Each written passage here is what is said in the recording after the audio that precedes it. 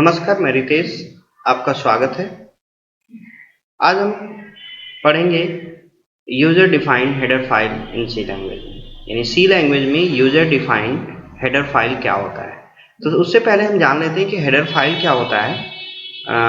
Header file C program का एक normal file होता है जो फाइल नेम के बाद .h एक्सटेंशन नेम से सेव किया जाता है या सेव रहता है, जिसमें हमारे जो हेडर फाइल होती हैं उसमें हमारे कुछ प्री डिफाइंड फंक्शन की डिफिनीशन और मैक्रोस डिफाइन होते हैं, और उन फंक्शन को बस हम क्या करते हैं अपने मेन फंक्शन में उसको उसके सिंटैक्स के अनुसार उसको बस हमको यूज करना होता है, उसको डिफाइन करने की जरूरत नहीं होती है।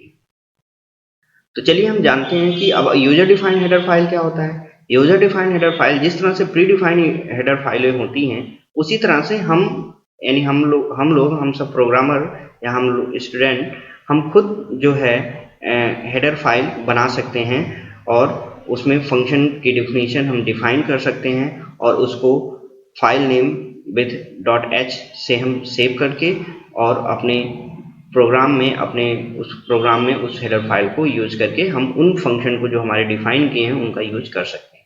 तो चलिए हम स्टार्ट करते हैं कैसे हम यूजर डिफाइंड हेडर फाइल बनाते हैं। तो उसके लिए हमको क्या करना होता है कि एडिटर पर हमें सिंपल अपने फंक्शन की पहले डिफिनीशन देनी होती है जिस फंक्शन को आप हेडर फाइल में डिफाइन करना चाहते हैं।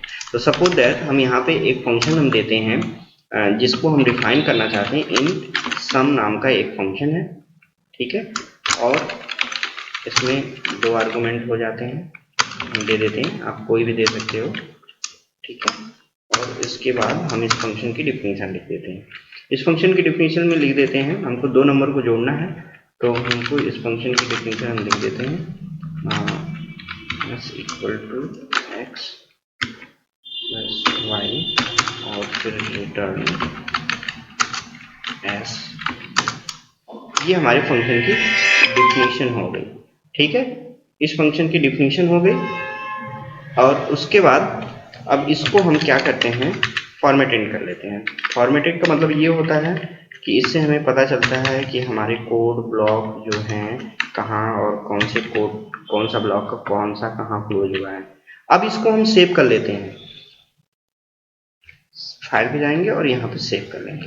सेव करने के लिए हम उस हेडर फाइल का नाम लिखेंगे जिस नाम से सेव करना चाहते हैं और फिर उसके बाद .h लगाते हैं। तो हम यहाँ पे लिख देते हैं nist.h। ये हमने हमारे nist.h नाम की एक हेडर फाइल हो गई। अब हम एक नया फाइल ओपन करते हैं, न्यू फाइल ओपन करते हैं।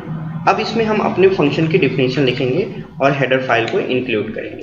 हैज इंक्लूड stdio.h, फिर हैज इंक्लूड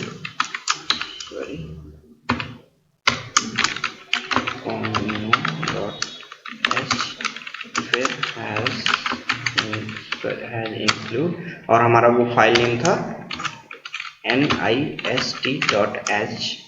ये हाँ, एक चीज यहाँ पे जानने वाली बात है कि जब हम यूजर डिफाइंड हेडर फाइल को हम लिखते हैं तो उसको हम डबल इन्वर्टेड कॉमा के अंदर यहाँ पे लिखते हैं, ठीक है। ये हमारा क्या है, यूजर डिफाइंड हेडर फाइल, ठीक है। अब हम मेन फंक्शन की डिफिनीशन स्टार्ट करते हैं और हम यहाँ पे इंट a b और clr ये क्रेडिट फंक्शन है, और फिर उसके बाद प्रिंट f हम एक मैसेज दिखाते हैं कि कोई 2 वैल्यू इंटर की जाए, इंटर एनी 2 नंबर, ठीक है। और उसके बाद यहाँ पे लाइन टर्मिनेट और फिर स्कैनफ फंक्शन का यूज कर लेते हैं ताकि हमें उस वेरिएबल में वैल्यू रीड हो जाए कंसोल स्क्रीन से। तो उसके लिए %d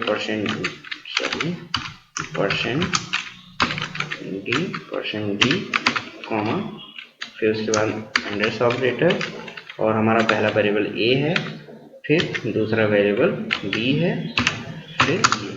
अब हम उस फंक्शन को हम कॉल कर लेते हैं, फिर एक मैसेज दिखा देते हैं प्रिंट f, यहाँ पे लिख देते हैं %d %d, ये मैसेज हम दिखा रहे हैं, अभी आपको समझा दे रहे हैं। %d सम इज, और फिर उसके बाद %d। अब यहाँ पे हमारा पहला वेरिएबल a है, फिर दूसरा b है, और फिर उसके बाद हमारा कौन सा फंक्शन है, एक सम जो हमने डिफाइन किया है, उसमें 2 आर्गुमेंट पास होंगे, a और b, क्योंकि उसकी डिफिनीशन में हमने ये लिखा था। और उसके बाद गेट ch, ये स्क्रीन होल्ड करने के लिए, और इसको हम सेव कर लेते हैं किसी नाम से, मान लीजिए replace.c नाम से सेव कर लिया। ठीक है, अब हम इसको हम रन कराते हैं, कंट्रोल F9। ठीक है, नोइरा। ठीक है, और उसके बाद यहाँ पे ये रिटर्न टाइप का एक वार्निंग आ रहा है, हम इसको रन कराते हैं, कोई रन नहीं। अब हम सपोज दैट इसमें वैल्यू देते हैं, पहली वैल्यू 33, दूसरी वैल्यू 22, और यहाँ पे देखिए 33 एंड 22 सम इज 55, ये होगा। अब यहाँ पे हम हमारा ये यूजर डिफाइंड फाइल